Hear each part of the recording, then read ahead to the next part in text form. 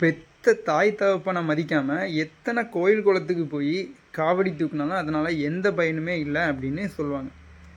அதே போல் தான் இன்றைக்கி நடக்கக்கூடிய இந்த அரசியல், ஆட்சி முறை, நிர்வாக முறை, இந்த 2 இதுலேயும் மாற்றம் வராமல் மக்களுக்கு நீங்கள் எவ்வளவு நல்லது பண்ணாலும் அதனால் எந்த பயனுமே இல்லை.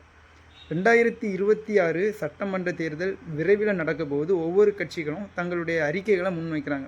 இப்போ சமீபத்தில் நம்முடைய எதிர்க்கட்சி தலைவராக இருக்கக்கூடிய ஐயா எடப்பாடி பழனிசாமி அவர்கள் ஒரு திட்டத்தை சொல்லியிருக்காங்க. நிறைய திட்டங்கள் சொல்லியிருக்கிறாங்க. அதில் ஒன்று என்னென்னா, குலவிளக்கு அப்படிங்கிற ஒரு திட்டத்தின் மூலமாட்டு குடும்ப அட்டைக்கு மாதம் 2000 கொடுப்பேன் அப்படின்னு ஒரு திட்டத்தை சொல்லியிருக்கிறாங்க. இப்போ நாம் என்ன கேட்குறோம் அப்படின்னா, குலவிளக்கு, ஒரு குடும்பம் சந்தோஷமாக இருக்கணும் அப்படின்னா பணம், பொருளாதாரம் அப்படிங்கிறது ரொம்ப ரொம்ப அவசியம். அதை நிவர்த்தி செய்கிறதுக்கு ஒரு 2000 ரூபா நான் கொடுக்குறேன் அப்படின்னு ஒரு திட்டத்தை சொல்லியிருக்கிறாங்க. இப்போ பணம் இருக்குது, ஆனால் வீட்டில் உள்ள நிலவரம் எப்படி இருக்குது அப்படின்னு நம்ம பார்க்கணும். எல்லா குற்ற சம்பவங்களுக்கும் சட்ட அநீதிகளுக்கும் ஒரு மாபெரும் இந்த சமூக சீர்கேட்டுக்கும் ஒரு காரணமாக இருக்கக்கூடியது எது பார்த்தீங்கன்னா, இந்த போதைப்பொருள் புழக்கம், இந்த போதைப்பொருள் கலாச்சாரம். இந்த போதைப்பொருள் சிறுவர்களில் இருந்து இளைஞர்கள், வயதானவர்கள் அப்படின்னு ஒவ்வொரு இளைஞர்களையும் ஒவ்வொரு ஆண்களையும் அது நேரடியாக அது பாதிக்குது.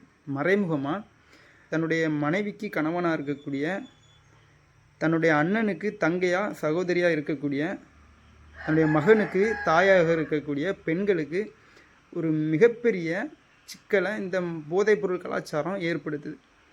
குலவிளக்கு அப்படின்னு திட்டத்தை நீங்கள் ஏற்படுத்தி மக்களுக்கு உதவி பண்ணணும்னு நீங்கள் நினைக்கிறீங்க. ஆனால் முதல் படியாக இந்த சமூக சீர்கேட்டுக்கு காரணமாக இருக்கக்கூடிய இந்த போதைப்பொருள் புழக்கத்துக்கு எந்த மாதிரியான திட்டத்தை நீங்கள் ஏற்படுத்த போகிறீங்க அப்படிங்கிறத தான் நம்ம கேட்குறோம்.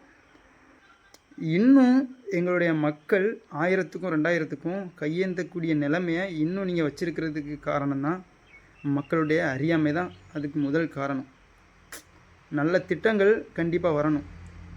மக்கள் சுயமாக சம்பாதிக்கக்கூடிய ஒரு முறையை ஏற்படுத்தணும்.